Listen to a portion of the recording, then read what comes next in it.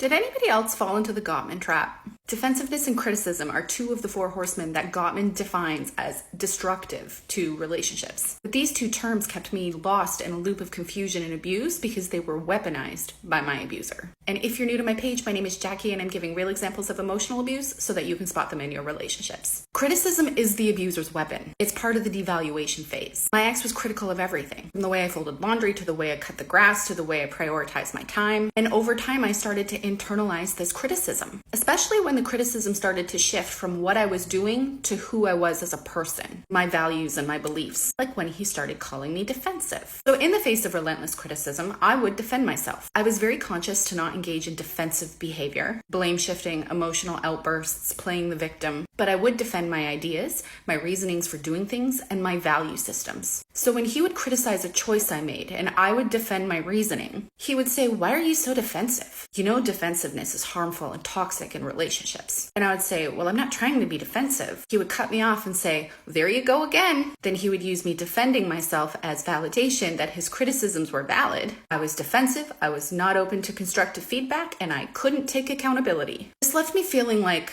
what the fuck? And I would get online and I would look up Gottman and defensiveness and I would learn that yes, defensiveness is an issue, so how can I fix this? But when the roles were reversed and I would offer honest feedback about how his yelling and harsh comments made me feel, he told me I was being critical. "I can never do anything right. You nitpick at everything I do. Why can't you just accept me for who I am?"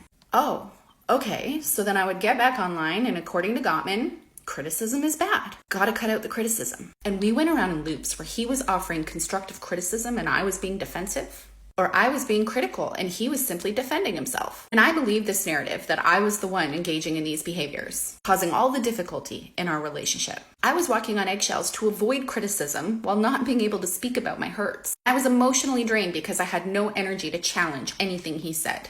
I'm calling this the Gottman Trap. And it is insidious. He had control over everything, including the narrative. And it just left me feeling completely powerless and confused. Let me know if you relate.